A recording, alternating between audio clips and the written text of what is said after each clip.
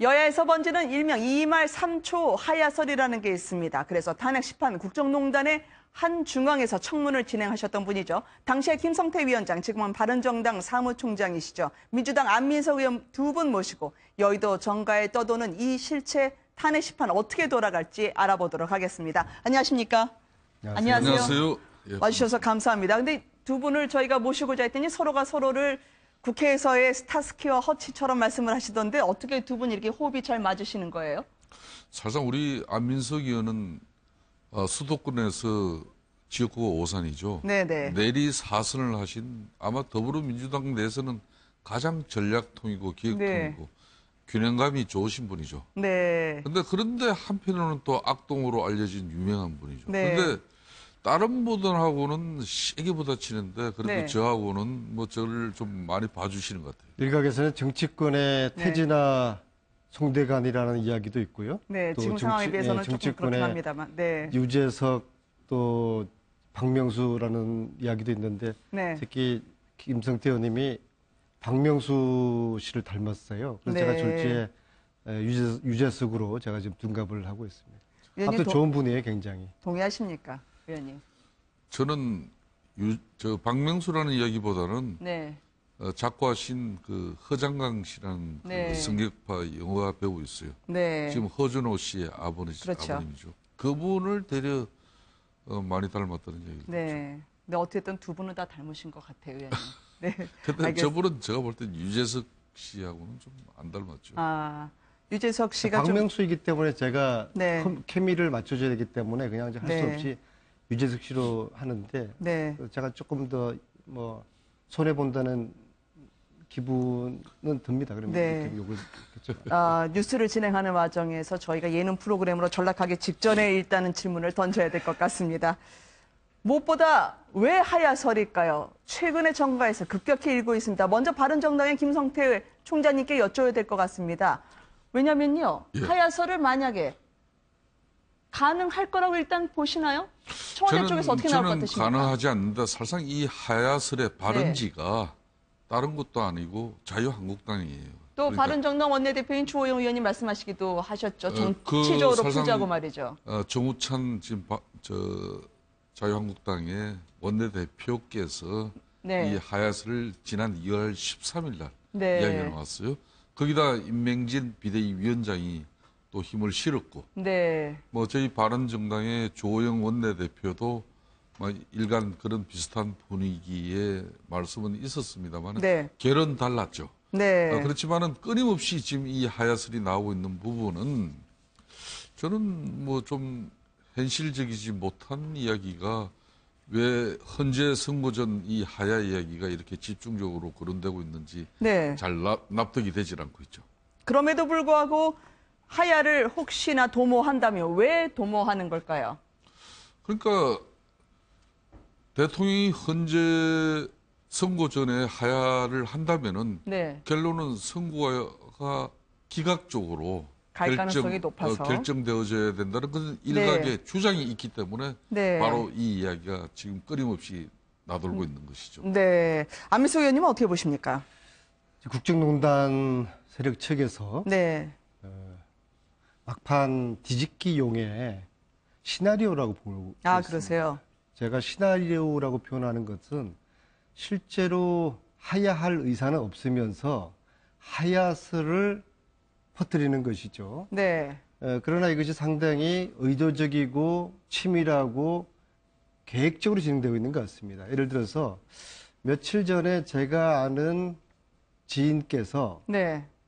과거에 박근혜 대통령 주위의 원로들 7인인가요? 그쪽에 네. 한 분으로부터 하야에 대한 의견을 구했다는 거예요. 네.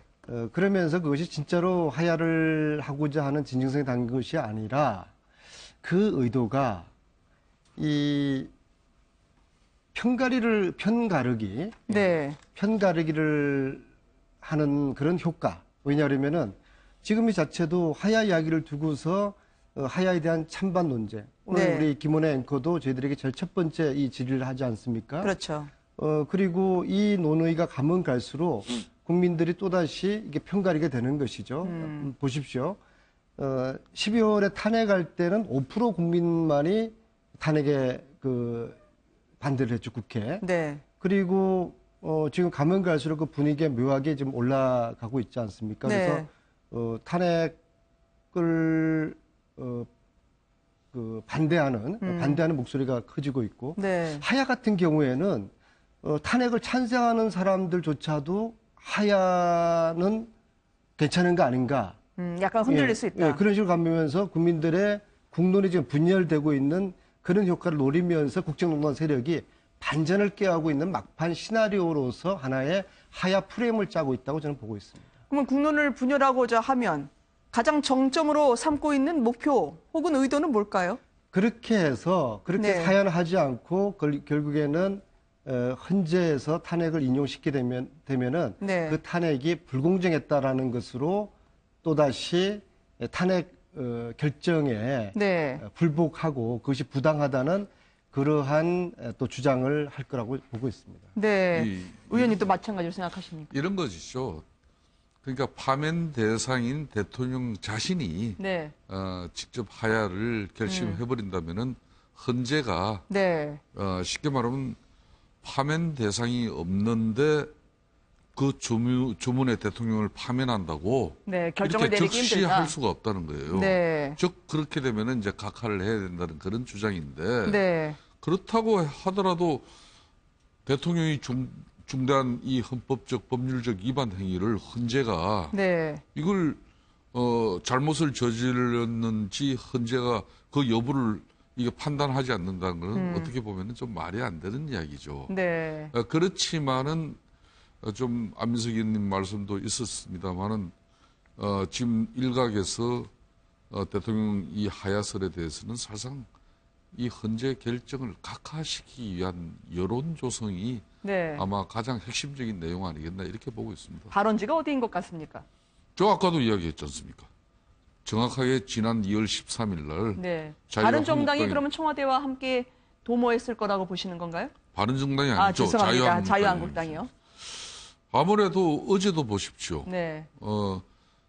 헌재 재판정에서 그 박근혜 대통령 법률 대리인들이 참 볼상사나운 모습을 국민들에게 많이 보여줬다고 하지 않습니까? 네. 그런 어떤 입장에 대해서 어떻게 보면 그 입장을 옹호하는 그런 입장이 어제 자유한국당에서 7명의 국회의원이 그것도 네. 법률인 출신으로 뭐 입장이 나왔지 않습니까? 네. 그런 맥락들이 어떻게 보면은 이 하야설하고도 일부 네. 좀 관련성이 있어 보인다는 네. 제가 볼 때는 그 발언지가 어떤 특정한 곳을 두는 데 의미가 있다기보다도요. 네. 지금 현재 국정농단 세력은 전체적으로 수사를 함께 준비를 하고 말을 네. 맞추고 대통령부터 최순실 그리고 김기춘, 우병우 이르까지 네. 그러한 흐름을 가져왔지 않습니까? 그래서 국정농단 세력들이 지금 막판에 뒤집기를 하기 위해서 하나의 하야라는 네. 프레임을 짜서 이 판을 흔들고 막판 뒤집기를 하고 있는 네. 그러한 아주 의도적이고 기획된 그리고 우리 헌재 재판관을 향한 낙마 그것도 우발적인 게 아니라 네. 이런 프레임 속에서 철저하게 의도되고 기획된 그런 행위라고 보고 있습니다. 그리고 청와대는 지금 뭐 전혀 검토한 바도 들은 바도 없다고 당연히 말이야 얘기하는데 그렇게 하겠죠. 그런데 이제 그렇지만 실제는 어떻게 될 것 같습니까? 그러니까 실익적인 측면에서도 고민은 할 수가 네. 있죠.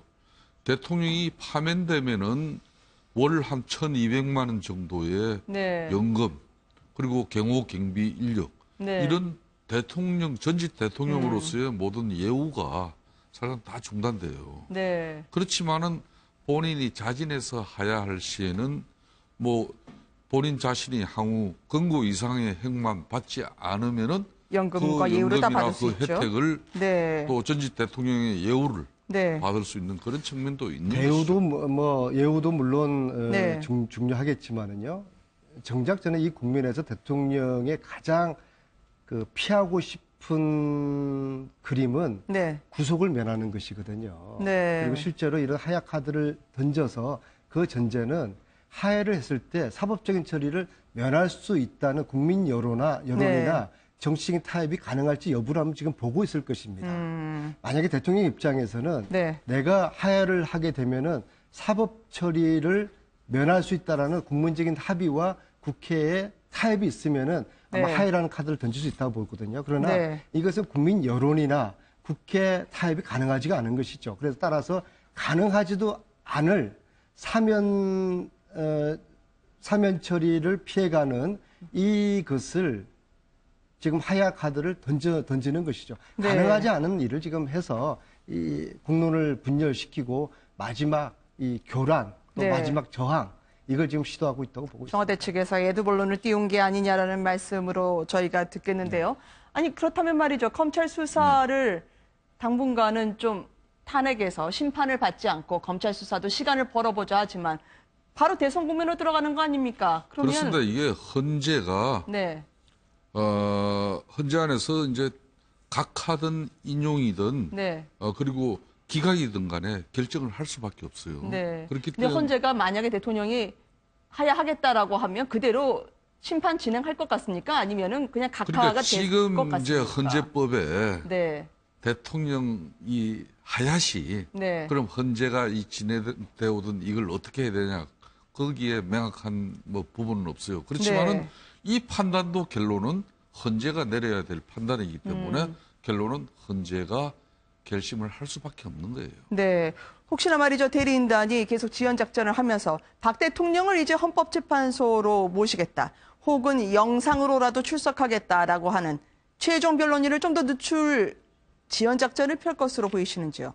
이제 그런 이제 골든 타임은 이미 다 지나갔다고 네. 보고요. 또 헌재는 헌재 나름대로 분명한 입장을 이미 이야기를 했고요. 네.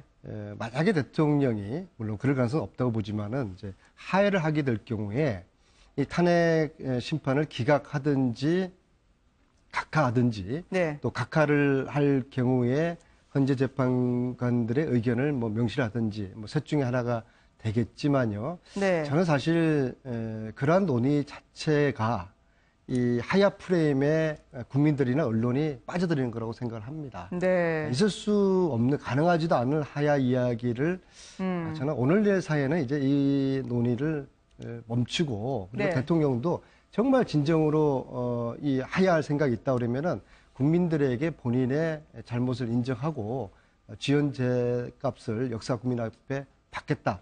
그러는 것이 대통령에게 주는 마지막 기회 시간이 되는 것이죠. 그러다 막상 대통령이 하야하시면 어떡하죠? 그럴 리는 없다고 봅니다. 한다면요. 한다면요. 네. 하더라도 네. 이 탄핵 절차는 네. 계속 진행되고 또 그런 고민이 있겠죠. 하야하게 되면은 굳이 법적 구속까지 해야 되느냐? 네. 법 앞에 만인이 평등할 수는 없다고 생각을 합니다. 잘못한 네. 것이 있으면은 하야랑 상관없이 사법적인 처리는 돼야 되는 것이죠. 네. 어떻습니까? 이 지금 탄핵 찬성 반대 지금 총동원령으로 내일 상당히 또 한 번 험악한 상황이 벌어지지 않을까 우려도 되는데 만약에 박 대통령이 탄핵 심판 결정에 앞서서 하야를 한다면 똑같은 질문을 김 의원님께도 여쭙습니다. 예. 그러니까 이 대통령 탄핵 심판 마무리 괜찮습니다. 훨씬 자연스럽게 보여요, 의원님. 네. 탄핵 심판 이 마무리 단계에서 궁지에 몰린 청와대의 마지막 출구 전략이 네. 사실상 이 하야가 될 수 있는데 이 하야의 판단은 사실상 이 헌재 결정 이후에 대한민국이 둘로 쪼개지고 네. 이 엄청난 사회적 갈등과 반목 분열 막 이게 있어서는 안 된다는 그런 충정 어린 대통령의 네. 정말 애국심이라면은 네. 그런 존중될 수 있겠지만은 네. 그게 아닌 지금까지 헌재 판결을 지연시키고자 하고 그리고 뭐 정인들 출석을 이렇게 뭐 방해하면서 법률 대리인단에 또 저는 볼상사나운 모습 이런 걸 네. 볼 때 순수하게 이 대통령 하야 문제가 거론되고 있지 않기 때문에 이거는 결론은 헌재 네. 이제 재판 길대로 네. 가야 되는 것이죠. 27일 날 네. 변론 종결하고 이제 헌재가 평의 날짜 잡아서 가는 겁니다. 이제. 네. 그러니까 대통령이 하야한다면 의원님의 생각은 어떠실까요? 저는 그런 진짜 아까도 말씀드렸듯이 순수한 애국심의 발로로 대한민국과 대한민국 국민들을 위해서 마지막 대통령이 봉사하는 마음으로 네. 그런 마음으로 이거는 있을 수는 있다고 봅니다. 아, 그러면 하야한다면 그게 국민과 나라를 위해서 대통령의 결단일 수 있다고 보신다는 건가요? 그러니까 진정 어린 애국심. 네. 아, 오전에는 의원님 발로 꼼수다라고 나와가지고 저는, 여쭤봤던 예, 거였거든요. 저도 근데 꼼수다와 지금 진정 어린 발로라고 좀 차이가 아니, 있는 것 그러니까 같아서. 그런 지금까지의 모든 어떻게 꼼수로 비춰질 수 있는 부분을 다 네. 불식시키고 네.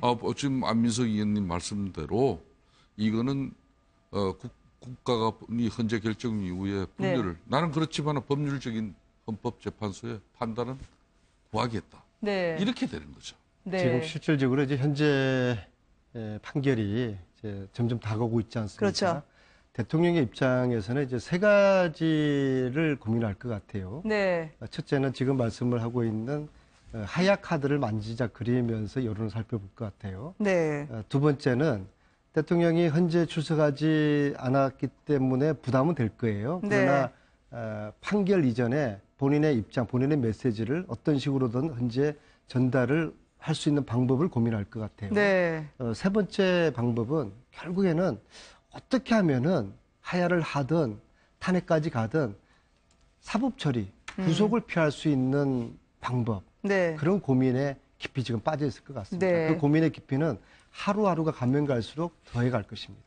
무엇보다도 최순실 사태에서 가장 오랫동안 추적을 해오셨던 의원님이기 때문에 이제 특검도 황교안 대행이 과연 연장을 해줄지는 아무도 모르고 계속 그 결정도 미루고 있는 것으로 보이는데요. 최순실 특검, 이제 최순실 다 된 것 같지만 이거 하나는 못했다. 이거 놓지 말아야 된다는 게 어떤 게 있을까요? 최순실 재산도 포함이 뿌리를 될까요? 전혀 건드리지 못했죠. 아, 그래요? 재산도 포함되지 않는 게 아니라 네. 지금 현재 특검이 건드리고 있는 거는 저희 국조청문회에서 건드렸던 것은 가지에 있는 벌레를 없애는 네. 가지를 없애는 벌레만 잡는 그 작업이었어요. 정작 이 뿌리 네. 최순실의 불법 은닉 재산 이 부분을 전혀 건드리지 못했거든요. 네. 오늘 보도에는 100억의 은닉 재산을 찾았다는 거 아닙니까? 이것은 정말 끔값이고 세 발의 피입니다. 네. 이것은 최순실이가 그동안 수십 년 동안 은닉했던 해외에 돈 세탁했던 그런 재산 규모에 비하면은 네. 제가 파악하기로는 100분의 1조차도 안 될 수도 있는 그런 규모거든요. 근데 이 뿌리에 대해서 특검이 전혀 진도를 나가지 못했다. 그래서 특검 연장이 돼야 되는 것이고 황교안 대행 100%, 120% 특검 연장을 승인하지 않죠. 왜? 네. 한편이니까. 국정농단 세력과 공범이고 부역자이고 한편이니까. 네. 120% 특검 연장하지 않죠. 그렇다고 그러면은 어제 네. 국회의장께서 4당 대표가 합의해서 5당 대표가 합의해서 특검법을 집권 처리를 했어야 되는 것이죠. 네. 그러나 이걸 못했습니다. 국회는 역사적으로 비난을 받지 못할 것입니다. 그 책임, 1차적인 책임은 제가 속한 더불어민주당, 받지 제1당이 못했다? 있다고 봅니다. 면치 못할 우리가 것이다? 좀 더 네. 처절하고 간절하게 집권 상정을 밀어붙여서 최종적인 순간에 국회를 통과한 최종적인 순간에 황교안 대행이 황교안 대행이. 특검법을 거부를 했다 할지라도 네. 국회가 역사 앞에 국민들에게 촛불 국민들에게 해야 할 도리는 했어야 되는 거죠. 그리고 그 선두에 제1야당, 제1당, 더불어민주당이 있어야 되는데 저희들이 그 역할을 신용만 하는데 그쳤다. 네. 저는 자괴감을 가집니다. 네. 네. 사실상 작년 10월 최순실 씨가 독일로 도피하고 네. 그 조카 장시호를 통해서 제일 먼저 한 일이 금고 속에 네. 그런 대여 금고에서 돈과 서류 이걸 찾아라 네. 이렇게 지시하고 그때 최순실 일가들이 지금 현재 형성된 재산만 하더라도 약 3,500억이에요. 네. 이게 전부 다 부정축제로 의심되는 그런 재산들이에요. 네. 그럼 이 특검 수사가 조금만 더 이어진다면은 최순실의 국정농단으로 인해서 본인이 부정축제로 이어진 재산이 얼마나 될 건지 이게 밝혀질 수가 있어요. 네. 뭐 그런 측면에서 삼성만 최순실에게 이렇게 부역하는 결과를 가지고 이재용 부회장이 처벌을 받았겠습니까? 그러니까 그거는 빙산의 일각인 것이죠. 그래서 이번에 특검 수사 기간이 연장되지 않는 부분은 이거는 상당히 안민석 의원께서도 지적을 했습니다만 네. 정치권에서도 이걸 충분하게 대비하지 못하고 사실상 국회의장과 또 사당 원내대표가 정말 슬기롭고 지혜로운 어떤 그런 입장을 가지고 국민의 뜻에 부합해야 되는데 그렇지 못했어요. 그렇기 네. 때문에 범죄 수입 이렇게 입증부터 네. 그리고 과거에 보면은 최순실 일가 부정축제 이런 부분에 대해 가지고도 앞으로 이제 별도의 또 청문회라든지 네. 또 공청회를 개최해서라도 네. 뭐 특검 이후의 상황을 좀 준비를 해야 될 부분도 있습니다만 아, 법적인 네. 그렇기 때문에 특검이 이건 반드시 해야 될 일인데 네. 이걸 하지 못하고 이렇게 덮어야 되는 게 우리 국민들로부터는 상당히 아쉬운 대목입니다. 그러면 은닉재산의 규명 혹은 몰수를 위해서라도 추가적인 국회 차원의 대책이 필요하다라는 말씀을 제가 듣고 있는데요. 장시호 씨가 혹시 도움이로서 다시 한번 이런 수사나 아니면 국회의 청문 과정에서 도움을 줄 수 있는 여지는 없을까요? 아니, 장시호 씨가 지금 현재 잘 하고 있고, 지금까지 네. 잘 하고 있고, 그러나 이제 은닉재산에 관련돼서는 장시호 씨 역할이 한계가 있을 것입니다. 왜냐하면 네. 78년에 발간된 미 의회 프레이즈 보고서에 의하면은 당시 26억 달러가 스위스 비밀 구자에 입금됐다는 것이거든요. 현재 누구의 시가로 26억 달러를 말씀하시는 거죠? 박정희의 통치 자금 네. 그리고 현 시가로 치면은 약 1,000조 가까운 그 규모거든요. 네. 미 의회가 거짓말 보고서를 내지는 않았겠죠. 그리고 최태민의 의붓아들 조순재 씨가 이야기하는 네.